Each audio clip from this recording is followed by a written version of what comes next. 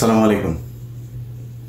জুলাই সনদ স্বাক্ষরের দিন জুলাই যোদ্ধাদের উপরে যে হামলা চালানো হয়েছে, সেই হামলা চালানোর পরে আর বলার অপেক্ষা রাখে না যে এই দেশে জুলাইয়ে যারা জীবন দিয়েছে, যারা এই দেশ স্বাধীন করেছে, তাদের ভবিষ্যৎ কি। সামনের সারিতে যারা বসেছিল যে জুলাইয়ের এই যে যোদ্ধাদেরকে এইভাবে পেটায় নির্মমভাবে নির্যাতন করে তারপরে পুলিশ করলো, সামনে কারা বসেছিল একটু চেহারাগুলো দেখার জন্য অনুষ্ঠানটা দেখলাম। বেশিরভাগ চিনি না, এমনকি মানে যেই সব মানুষগুলো ধরেন 5 তারিখের পরপর আপনাদের প্রথম আমি বলেছিলাম যে এই সরকারটা আসলে ঠিক জায়গা থেকে সিলেকশন হয় নাই। এটা ওয়াকার, প্রথম আলো, ডেইলি স্টার, ভারত, তাদের সিলেকশনের মাধ্যমে এটা একটা বানানো হয়েছে এবং আসিফ নজরুল এটার মূল নিয়ন্ত্রণে। তার জন্য এই সরকার চাইলেও, ভালো যারা আছে তারা চাইলেও কিছু করতে পারবে না। ভালো তো নাই, এমনিতেই নাই। এক ডক্টর মোহাম্মদ ইউনুস, উনি তো আসলে এই মানে 2 দিন যদি প্লেনে না ওঠে ওনার গুড়া কৃমিয়ে কামড়ায়। উনি তো এমনি ওনার বিদেশে থেকে ওনার অভ্যাস ছিল, হোটেলে থাকতো, ওনার ঘরে থাকতেও মনে হয় ভাল লাগে না। তো আর বাদ বাকি যেগুলো আছে ওনার পারিবারিক আত্মীয় স্বজন, শ্বশুরবাড়ির লোকজন, ওনার গ্রামীণ ব্যাংকের লোকজন, এগুলোর মিলায় একটা পারিবারিক সরকার, এনজিও সরকার বানায় তারপরে উনি দেশ পরিচালনা করছেন। আপনাদেরকে তো বলেছিলাম, তাই না? বলার পরে আপনারা কি করলেন? আপনারা বীরের মতো আমার বিরুদ্ধে ফেসবুকে পোস্ট করলেন আসিফ নজরুলের পক্ষে। আসিফ নজরুল আপনাদের আব্বা লাগে, আব্বার বাম্বু খাইতে এখন কেমন লাগে? আজকে যদি এই উপদেষ্টা পরিষদটাকে আপনি দেখেন তো কাদের এই 15 বছর আপনি হাঁচি কাশি দিয়েছে এরকম কোনো মানুষ আছে নাকি? লোক ছিল না দেশে? এই যে সাকিব আলী, তার ছেলেকে পর্যন্ত নির্যাতন করেছে শুধুমাত্র ডক্টর কনক সারোয়ারের এই টক শোতে আসার জন্য। প্রফেসর স্যার শহীদুজ্জামান স্যার দেখেন নাই চোখে? হাসিনুর রহমান ওনারে বসাইতে পারতেন না? ওই হাসান নাসের বসাইতে পারতেন না? কারোরে বসান নেই। আপনারা রাষ্ট্রপতিকে রেখে দিয়েছেন। আপনাদের সংবিধান সমুন্নত রাখতে হবে, আপনারা সেই সংবিধান সমুন্নত রেখে তারপর রাষ্ট্রপতিকে রেখে করবেন। বিপ্লবী সরকার করা যাবে না, কারণ হাসিনা যে পালাবে এই ঘটনা তো ওই দিনই 5 তারিখে হয়নি। যে এখন এক একজন এক এক রকমের কথাবার্তা বলে। ভাই, আমি 19-20 তারিখে আমি ভিডিও বানাই নাই, শেখ হাসিনা দেশে নাই, আমি গাইবি আওয়াজ দিই নাই, তো শুনেছি সে চলে যাচ্ছে। তো এই আলোচনা ভিতরে হচ্ছিল, এটা নিয়ে একটা সেকেন্ড বি প্ল্যান সি কি হবে সেগুলো নিয়ে তাদের ভিতরে পুরো তারা ঠিকঠাক। হঠাৎ করে জাম করে আসা 5 তারিখের 2 দিন আগে মোস্তফা সরোয়ার ফারুকী রাস্তায় নেমে গেল, যে কিনা সারা বছর হাসিনার আর মুজিবের গুণগান গাইল, হঠাৎ করে চলে আসলো। আপনার এমনিতেই মনে হয় এগুলো খুব অর্গানাইজড ওয়েতে করা হয়েছে। আপনারা কিছুই করেন নাই। আমাদেরকে এখন বলা হয় দেশে আসি না কেন। এক চান্দাবাজের এক ভিডিও পাঠাইলো একজন, এটা তো মানে জাস্ট টাইম ওয়েস্ট এগুলোতে দেখা। ভিডিও পাঠাইলো, ভাই একটু দেখেন। চান্দাবাজ কয় যে আমরা তো দেশে গিয়েছিলাম, তোরা এত দেশপ্রেমিক হইলে তুই দেশে যা চান্দা নিয়ে আসছিস। আমি ইলিয়াস এইখানে বসে থেকে তোর বিডিআর বাপদেরকে যা জিজ্ঞেস করিস যে ইলিয়াস কয়জনকে ছাড়িয়েছে, তোর আলেম বাপদেরকে যা জিজ্ঞেস করিস, সবশেষ শফিউর রহমান ফারাবিরে যা জিজ্ঞেস করিস তোর বাপের অবদান কী ছিল, অ্যাটর্নি জেনারেলকে যা জিজ্ঞেস করিস যে তোর এই বাপ কতবার অ্যাটর্নি জেনারেলের হাত পা চেপে ধরেছে যে ভাই এটার একটু শুনানিটা আগায় দেন, যা জিজ্ঞেস করা। তোর বাপ এখানে বসে এগুলো করেছে। তোর বাপ দেশে গেলে এগুলি করতে পারবে না, এই কারণে দেশে যায় না। আর তোরা দেশে গেছিস, তোদের সমস্যা নাই তো? আজ পর্যন্ত বলছিস নাকি তোরা ডিজিএফআইয়ের ভাতা খায়া তারপরে তোরা কথা বলিস টাকা পয়সার সমস্যা আছে? এই দিন থাইল্যান্ড, ওই দিন সিঙ্গাপুর, টাকা পাইস কই? তোর বাপের জমিদারি আছে, চোরের বাচ্চা। এগুলি আমরা বুঝি না কিছু, ওরা এসে আমাদের বোঝায়। দেশে যাই না এই কারণে, কারণ আমরা রয়্যাল লোকজনদের চারিদিকে বসায় রেখে তারপরে আপনারা সুন্দর দেশ গড়বেন, সেই দেশে আমাদের তো টার্গেট তো না আওয়ামী লীগ না, আমাদের টার্গেট বিএনপি না, জামাত, কোনো কিছু না। আমাদের দেশে কোনো শত্রু নাই। আমার শত্রু ইসকন, আমার শত্রু ইন্ডিয়ার লোকজনদের সেট আপ করে সুন্দর করে আপনি বসায় রেখে তারপরে দেশ পরিচালনা করবেন, সেই দেশে আমরা যাব।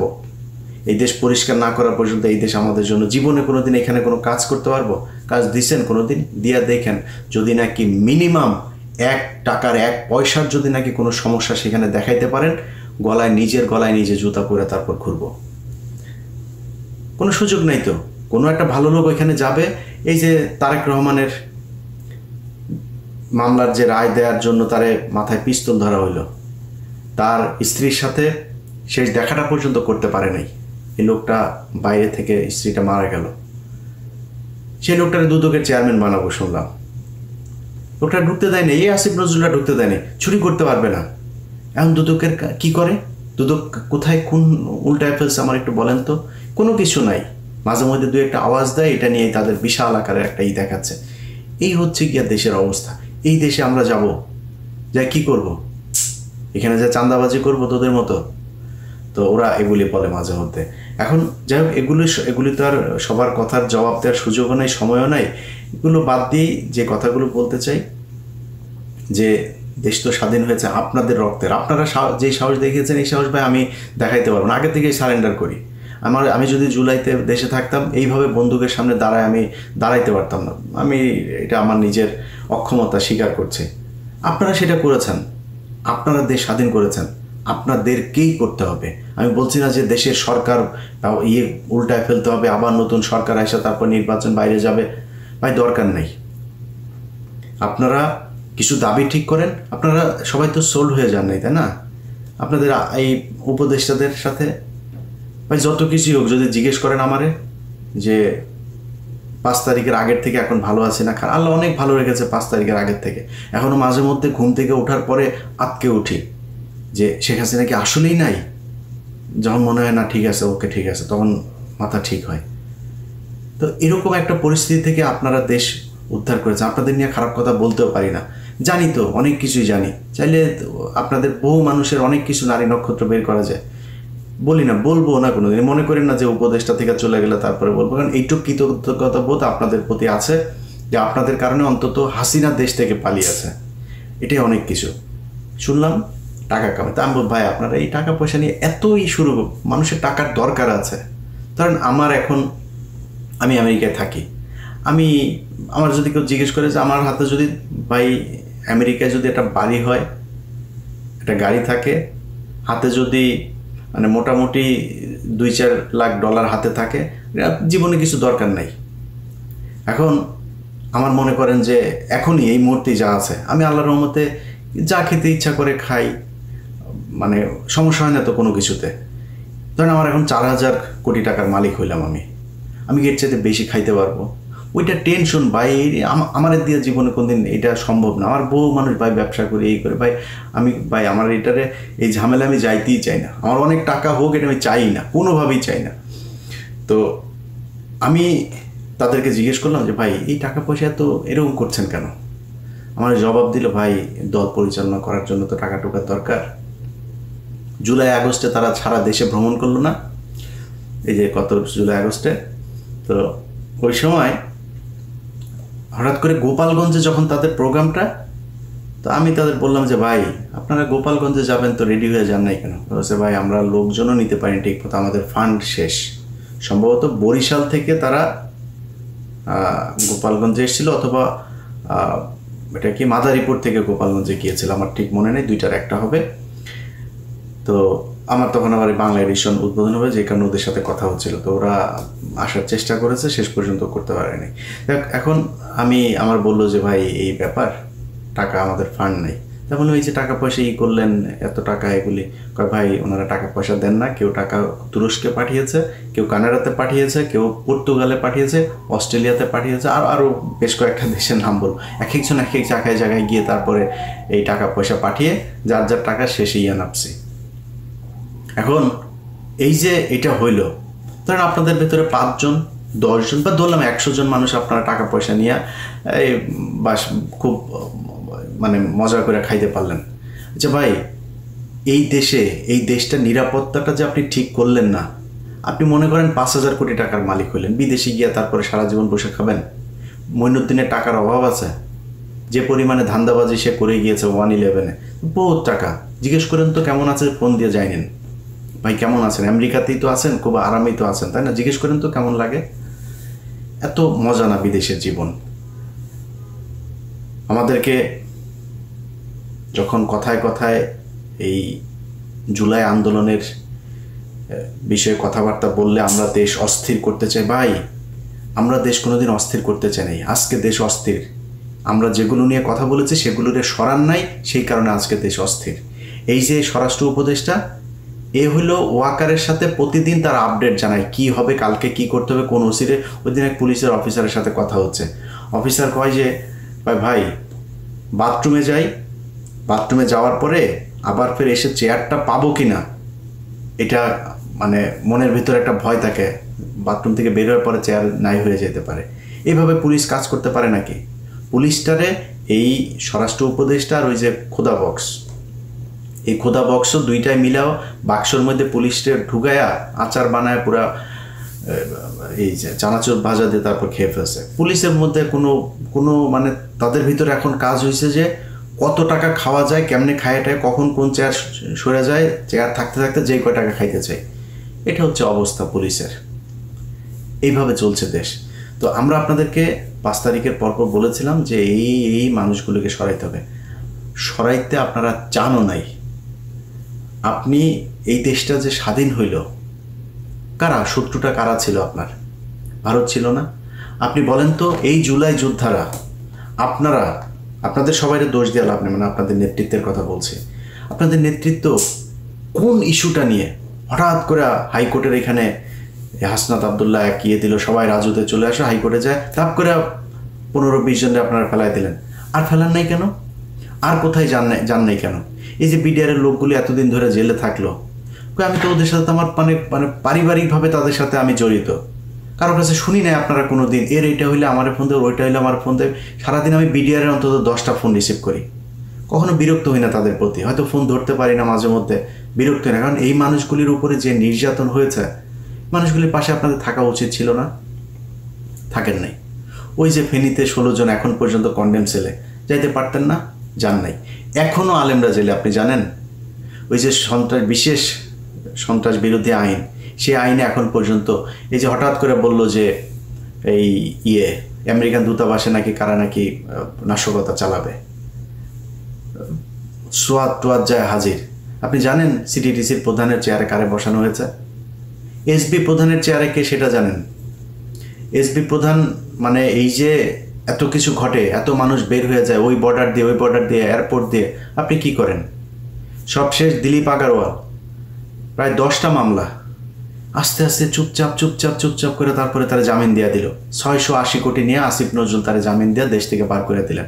কেউ জানেন না আপনারা জামিনগুলো হইলো, এটাও জানাইতে পারলেন না আমাদেরকে। আপনারা মানে কল্পনাও করিনি যে সে এইভাবে জামিন নিয়ে নেবে। তো এটা নিয়ে আপনাদের বিস্তারিত জানাবো আমি এই সপ্তাহের ভেতরেই। এই হচ্ছে গিয়ে দেশের অবস্থা এখন। ভাই, আপনাদেরকে নিয়ে যত সমালোচনা করি, সমালোচনার পরে একটা জিনিস আমারে বলতে হবে যে আপনাদের ভিতরে সবাই অমানুষ না, সবাই স্বার্থের জন্য বন্দুকের সামনে দাঁড়ান নাই। আপনাদেরকে এক হইতে হবে, দাবি জানাইতে হবে এই জায়গা আমাদের ঠিক করতে হবে। এই জায়গা যদি ঠিক না করে সরকার, আবার দাঁড়াইতে হবে। এরা চুরি করে এরা সব ভদ্র শয়তানের মতো করে আমাদেরকে মাঝে মধ্যে সরকারের থেকে খুব ঊর্ধ্বতন, একদম সরকারের সর্বোচ্চ লেভেলের একজন, গত জুন মাসে আমার সাথে তার একটা মিটিং হইল, তো সে আমারে কাজ দিল। কাজ হয়েছে আগস্টের 5 তারিখ থেকে আগস্টের 15 তারিখের মধ্যে ওয়াকারকে ফেলে দেওয়া হবে। তো খুব জোর প্রচেষ্টা চালাইতে হবে ইলিয়াস ভাই। চালাইলাম, কই ফেলাইলেন না তো, ওয়াকারে তো আপনারা সরাইলেন না। আচ্ছা সরাই সে আবার ওই সময় বলছিল যে ইলিয়াস ভাই আপনাদের হেল্প লাগবে, আপনারা একটু সোশ্যাল মিডিয়াতে এটার ব্যাপারে একটা জনমত গঠন করেন। ওয়াকারের ব্যাপারে জনমত গঠন করা শেষ, ওয়াকারে আপনারা ফেলতে হবে। সে বলছিল যে অনেক ইফ বাট এগুলো থাকবে, এটা করা যাবে কিনা, বাট একটা চেষ্টা তারা করেছিল, করতে পারেন নাই। আচ্ছা ধরেন আমি সেনা প্রধানকে সরানো খুব কঠিন। আচ্ছা আপনার আশপাশে চোর বাটপাট দিয়ে ভরা, মানে সবাই জানে যে ওরা চুরি করে, তাদেরকে সরাইতে পারেন নাই। আমার একটা দেশ বলেন তো, মিডিল ইস্টের এই দেশের মানুষগুলোই তো কষ্ট করে, এদের কারণে এই যে আপনি এখন রিজার্ভ না, শহরের বাচ্চারা তোরা সব কয়টা টাকা করছিস, পাচার করছিস।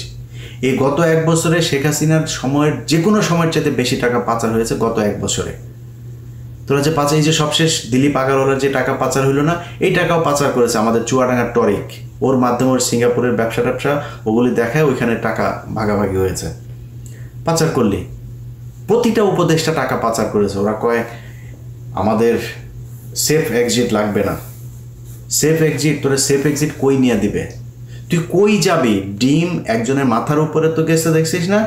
ডিম পিছন দিয়া নিচে দিয়া ঢোকানো হবে। কই যাবি তোরা? কই আসবি? পৃথিবীর কোন দেশে যাবি? বিএনপি পেটাবে, আওয়ামী লীগ পেটাবে, শিবির পেটাবে, এই জুলাই আন্দোলনের এরা পেটাবে, সাধারণ মানুষ পেটাবে, জেনে যাবে ডিম ঢুকানো হবে ওইখানে। সেফ এক্সিট মারাইতে আসছিস?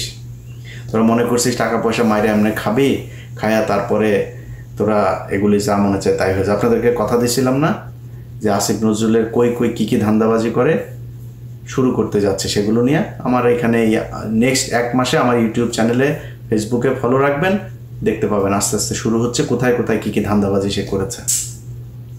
তো এই এদেরকে নিয়ে আপনারা যারা জুলাই আন্দোলনে নেতৃত্ব দিয়েছেন, যারা যুদ্ধ করেছেন, আহত হয়েছেন, আপনাদের কাছে অনুরোধ থাকবে আপনারা এখন আলাদা আলাদা না, এই মঞ্চ ওই মঞ্চ, এত মঞ্চ রঞ্চ না ভাই, এক জায়গায় এক হইতে হবে, বলতে হবে যে আমাদের এই এই নেতৃত্বের এই সমস্যা, এরা এই কাজ করে না, আমরা যেটার জন্য দেশ স্বাধীন হয়েছে সেই কাজগুলো এ করে না, বাদ ওগুলি আপনারা করেন নতুন করে। আপনারা কি জানেন যে এনসিপি, বিএনপি এবং জামাতের, আমি নাম ধরে বলতে পারি, কয়েকজন একদম মানে শুধুমাত্র তারা ইটা দিতে হবে, ওই নমিনেশন দিতে হবে, তার আসন ছেড়ে দিতে হবে, এরকম এই পর্যন্ত আমি 7 জনের তালিকা পেয়েছি। আরও হয়তো বা তাদের 3-4 জন 5 জনকে হয়তো দিবে, সব মিলে সর্বোচ্চ 15 জন হইতে পারে, তাদেরকে দিবে। আপনাদের কথা চিন্তা হবে, তারা এমপি হবে, এমপি হয়ে পরের 5 বছরে তারপরে আরও কিছুদিন খাবে। এই হচ্ছে তাদের মানে উদ্দেশ্য, ভবিষ্যৎ পরিকল্পনা আর কি। আপনাদের পরিকল্পনা যদি সেটা না হয়, নির্বাচনের আগে আপনাদের সেই দাবি জানাইতে হবে। আপনারা জুলাই আন্দোলন করেছেন, আমি যেহেতু ভাই আন্দোলনের সাথে ছিলাম না, আমরা কিছু না, আপনারা করেছেন, আপনারাই সেটার ব্যাপারে বলতে হবে। আপনাদের এখানে কারা কারা ধান্দাবাজি চাঁদাবাজি করছে, যারা জুলাই আন্দোলনের মানে বিরুদ্ধে বিপরীত দিকে গিয়ে দাঁড়িয়েছে, এই মানুষগুলোর ব্যাপারে আপনারা করেন, কথা বলেন, প্রতিবাদ করেন। একটা বড় ধরনের ঝাঁকি না দিলে এই সরকারের মানে হবে না। সেখানে যদি তারা গুলি করবে, গুলি করুক, আপনারা তো গুলি খান, মানে আমি আমার কথা আগে বলে আমার আবার বলবে যে তুই বিদেশে বসে তারপরে করিস, এগুলো আবার আমার আবার বলতে পারে যে না বলে নেবে। আমার এত সাহস নাই, গুলির সামনে দাঁড়াইতে পারবো না আমি ভাই, খুব নিরীহ টাইপের লোক, আমার সাহস নাই, আগে বলে রাখি। যারা দেশে আছেন আপনাদের কি করতে হবে। সো যদি তারা গুলি করে আপনাদেরকে হাসিনা পারছে নাকি রাস্তা থেকে সরাইতে পারেনি। তো ন্যায্য দাবি এই দেশের প্রতিটা মানুষ আপনাদের সাথে আছে। এই দেশের সব মানুষ এখনো বিক্রি হয়ে যায় নাই, অমানুষ হয়ে যায় নাই।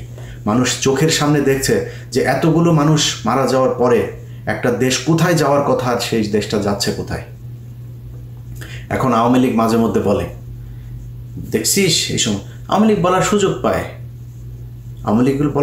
দেখ দেশ এই হচ্ছে ওই হচ্ছে, হাসে তারা। তো আওয়ামী লীগের লোকজনের সবশেষ বলে ভিডিওটা শেষ করি। শোন, তোদের জন্ম হয়েছে তোদের বাপের পিছন দিয়া, তোদেরকে কোনো মানুষের পয়দার যে জায়গা আছে, তোদের মানুষ হওয়ার জন্য যা যা প্রয়োজন, ওই মানুষ হওয়ার কোনো ক্যাটাগরির মধ্যে তোরা পড়িস না। তোদের এখন যদি এই দেশ যদি আরও খারাপ হয় না, তো শেখ হাসিনার মতো হইতে পারবে, মানে পৃথিবীর সবচেয়ে খারাপ দেশের মধ্যে যাও শেখ হাসিনা বানাইতে পারবি না, যেই দেশে তার নিজের দেশের সেনাবাহিনীরে একটা ঘরের ভেতরে বন্দি করে রাখে, পুলিশরে বন্দি করে রাখে, আলেমরে বন্দি করে রাখে। সেই দেশ তো নাই এখন, অনেক সমস্যা আছে, ওই জায়গায় যায় নাই, যাইতে দেওয়া হবেও না। ধৈর্য ধর। এই দেশের ভেতরে সব মানুষ বিক্রি হয়ে যায় নাই, সব মানুষের দিয়া ওরা যে অপকর্ম চাঁদাবাজি যেগুলো করছে, এই ধান্দাবাজি করাইতেও পারবে না। যারা আজকে করছে তাদের বিচার এই দেশে হবে, আজকে হোক কালকে হোক। আর ডক্টর ইউনূস যদি বাংলাদেশে ওই জিয়া অরফানেজ ট্রাস্ট এইটার এই দুর্নীতির জন্য যদি নাকি রাষ্ট্রপ্রধান হিসেবে খালেদা জিয়ার বিচার হয়, তোমার বিচারও হবে।